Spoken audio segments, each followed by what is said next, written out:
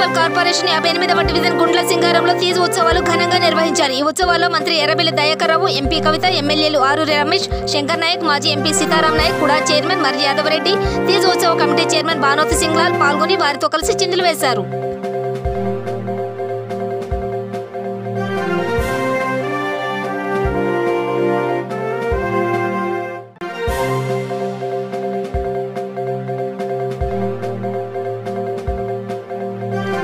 మహబూబ్నగర్ జిల్లాలోని జడ్చర్లలో 10వ తరగతి చదువుతున్న శ్రీహర్షిని అనే మైనర్ విద్యార్థిని హత్య చేసిన నిందితుడు నవీన్ రెడ్డిని కఠినంగా శిక్షించాలని ఎస్ఎఫ్ఐ జిల్లా అధ్యక్షులు, కార్యదర్శులు సానబోని ఉపేందర్ ధనియాకుల, శ్రీకాంత్ వర్మలు ప్రభుత్వాన్ని డిమాండ్ చేసి జిల్లా కేంద్రంలో దిష్టిబొమ్మ దగ్ధం చేశారు.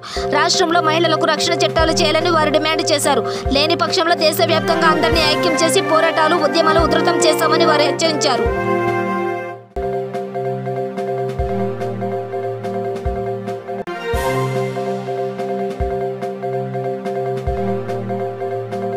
వరంగల్ అర్బన్ జిల్లా హనుమకొండలో నక్కలగుట్ట విద్యుత్ కార్యాలయం వద్ద విద్యుత్ ఉద్యోగుల నిరసన 2వ రోజుకు చేరింది. సీఎం డి ప్రభాకర్ రావుని కాల్చి చంపాలని ఎంపీ రేవంత్ రెడ్డి వ్యాఖ్యలపై తెలంగాణ విద్యుత్ ఉద్యోగుల భారీ ర్యాలీతో ధర్నా చేపట్టారు.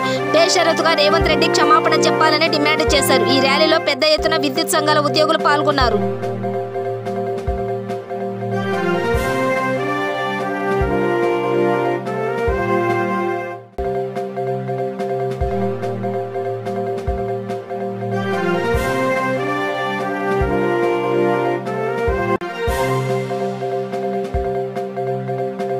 మేడ్చల్ జిల్లా కేబీహెచ్బీ పోలీస్ స్టేషన్ పరిధి 7th ఫేజ్ లో సాఫ్ట్వేర్ ఉద్యోగి సతీష్ ను గుర్తు తెలియని దుండగులు హత్య చేశారు. ప్రకాశం జిల్లా మార్టూరికి చెందిన సతీష్ మూసాపేటలో నివాసం ఉంటూ ఐసిస్ లెట్లో సొల్యూషన్స్ అనే కంపెనీని స్థాపించి తనతో పాటు హేమంత్ అనే పార్ట్నర్ తో నడుపుతున్నాడు. అయితే సతీష్ ఇంటికి రాకపోవడంతో సతీష్ భార్య ప్రశాంతి కేపీహెచ్బీ పోలీస్ స్టేషన్ లో ఫిర్యాదు చేసింది. కేపీహెచ్బీ పోలీసులు మిస్సింగ్ కేసుగా నమోదు చేసుకుని దర్యాప్తు ప్రారంభించారు. 7th ఫేజ్ లో నివాసం ఉంటున్న హేమంత్ ఇంటిలోంచి దుర్వాసన వస్తుందని పక్కింటి వారు కేపీహెచ్బీ పోలీసులకు సమాచారం అందించడంతో అక్కడకు చేరుకున్న పోలీసులు మృతదేహాన్ని చూసి సతీష్ గా గుర్తించారు. బాడీని గాంధీ మార్చురీకి తరలించారు.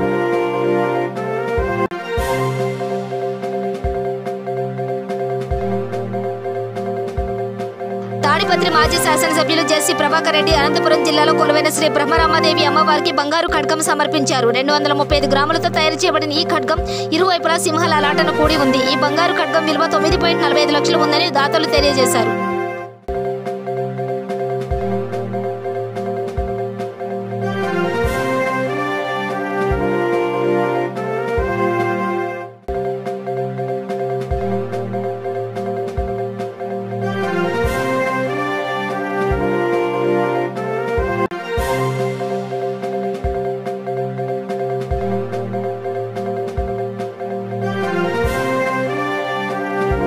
రాజన్న సిరిసిల్ల జిల్లా వేములవాడలో జరిగిన వాగీశ్వరి స్కూల్ బస్ ప్రమాదంలో 3 విద్యార్థులు మరణించగా మరో 19 మంది విద్యార్థులకు గాయాలవ్వడం చాలా బాధాకరమని జేఎన్టీయూహెచ్ ఐకాసా కోఆర్డినేటర్ ఎర్రవెల్లి జగన్ అన్నారు. ఈ సందర్భంగా ఎర్రవెల్లి మాట్లాడుతూ రాష్ట్ర ప్రభుత్వం చనిపోయిన విద్యార్థి కుటుంబాలకు 20 లక్షల చొప్పున కుటుంబానికి ఒక ప్రభుత్వ ఉద్యోగం ప్రకటించాలని, అదేవిధంగా వాగీశ్వరి పాఠశాలను సీజ్ చేయాలని, పర్మిట్ లేని, ఫిట్నెస్ లేని వాహనాలను సీజ్ చేయాలని ఆయన డిమాండ్ చేశారు.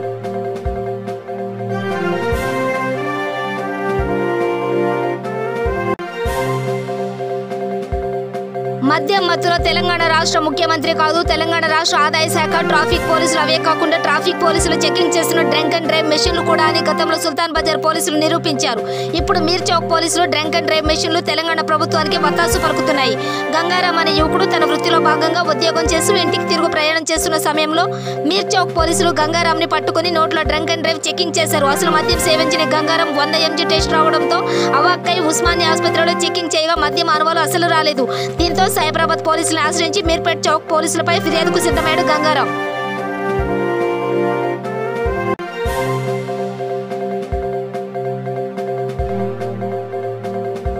నిజామాబాద్ జిల్లాలో గిరిజన సంక్షేమ శాఖ ఆశ్రమ పాఠశాలలో సిరికొండ మండల ఎంపీపీ సంగీత రాజేందర్ తనిఖీలు నిర్వహించారు. పాఠశాలలోని విద్యార్థులను సమస్యలను ఎంపీపీ సంగీత రాజేందర్ అడిగి తెలుసుకున్నారు.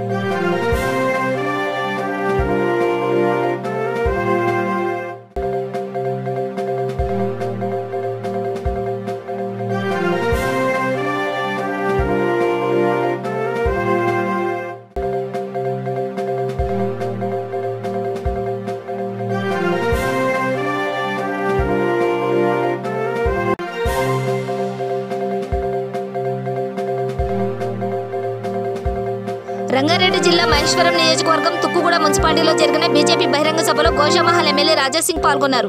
ఈ కార్యక్రమంలో మహేశ్వరం నియోజకవర్గం నుంచి బీజేపీ నాయకులు కార్యకర్తలు భారీగా తరలివచ్చి ర్యాలీ నిర్వహించారు. ఈ సందర్భంగా రాజాసింగ్ మాట్లాడుతూ పాకిస్తాన్పై సర్జికల్ స్ట్రైక్ చేస్తే అక్కడ చిన్న చీమ కూడా చావలేదని సీఎం కేసీఆర్ అన్నారని ఎద్దేవా చేశారు. 370 ఆర్టికల్ రద్దుతో కాశ్మీర్ భారత్లో అంతర్భాగమైందన్నారు. త్వరలో అయోధ్యలో సైతం రాముడి గుడి కట్టి తీర్తామని రాజాసింగ్ జోష్ను చెప్పారు.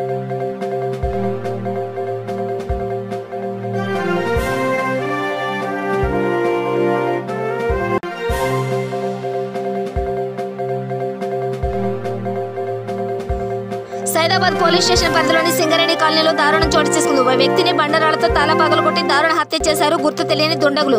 సమాచారం అందుకున్న పోలీసులు సంఘటన స్థలానికి చేరుకుని డాగ్ స్క్వాడ్ క్లూస్ టీం సహాయంతో ఆధారాలు సేకరిస్తున్నారు. గంజాయికి బానిసైన వ్యక్తులు ఈ హత్య చేసి ఉంటారని స్థానికులు ఆరోపిస్తున్నారు. గతంలో కూడా గంజాయి తాగిన వ్యక్తులు అర్ధరాత్రిలో సింగరేణి కాలనీ మీదుగా వెళ్లే వారిని పట్టుకుని దాడులు హత్యలు చేసిన సంఘటనలు ఎన్నో ఉన్నాయని స్థానికులు తెలిపారు.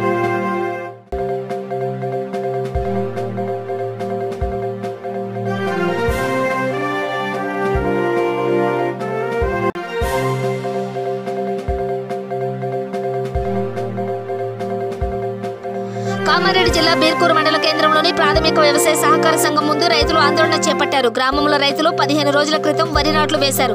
వరి పైరుకు యూరియా మందు దొరక్క రైతులు అనేక తంటాలు పడుతున్నారు. అధికార యంత్రాంగం రైతులకు యూరియా సరఫరాను సకాలంలో చేయకపోవడంతో రైతులు నిరసన వ్యక్తం చేస్తున్నారు. ఇప్పటికైనా యూరియా సరఫరా చేసి రైతులను ఆదుకోవాలని రైతులు కోరుతున్నారు.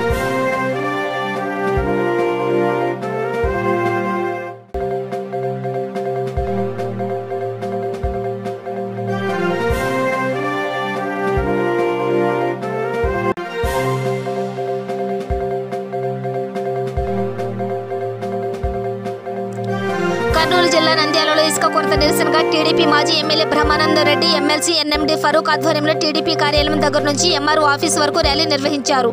ఇసుక కొరత గురించి ఎంఆర్ఓకు వినతి పత్రం అందజేశారు. ఈ కార్యక్రమానికి టీడీపీ నాయకులు కార్యకర్తలు హాజరయ్యారు.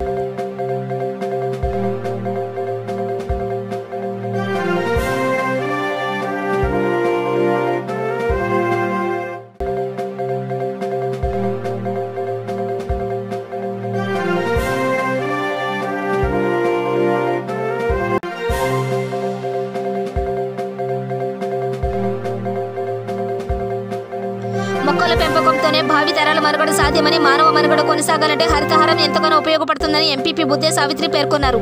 నిజామాబాద్ జిల్లా బోధన మండలం సాలూర క్యాంప్ గ్రామంలో హరితహారం కార్యక్రమంలో పాల్గొని ఆమె మొక్కలు నాటారు.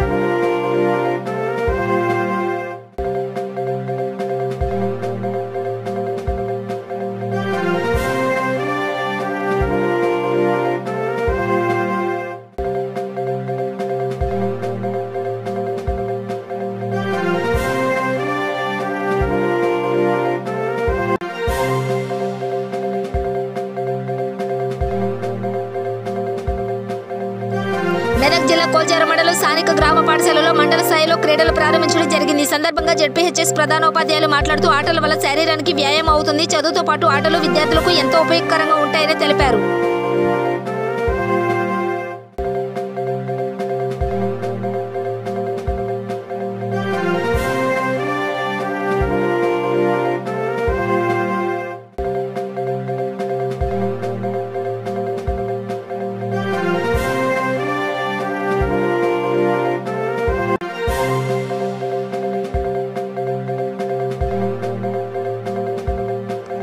నారాయణపేట జిల్లా తామర్గిద్ద మండలం వత్తుగుండ్ల గ్రామంలో గ్రామ పంచాయతీ ప్రథమ పౌరుడికి ఘోర అవమానం జరిగిందని, ఎంపీటీసీ ఉప సర్పంచ్ వార్డు మెంబర్లకు ఇదే పరిస్థితి నెలకొందని అవమానపరిచిన ప్రతిపక్ష నాయకులు లక్ష్మారెడ్డి, శాంతన్ రెడ్డి, నర్సిరెడ్డి, జయదేవ్ రెడ్డి వీరు పెత్తనం చెలాయిస్తూ భయభ్రాంతులకు గురి చేస్తున్నారని గ్రామ సర్పంచ్ పెంటమ్మ, ఎంపీటీసీ క్రాంతి నాయక్ ఆవేదన వ్యక్తం చేశారు.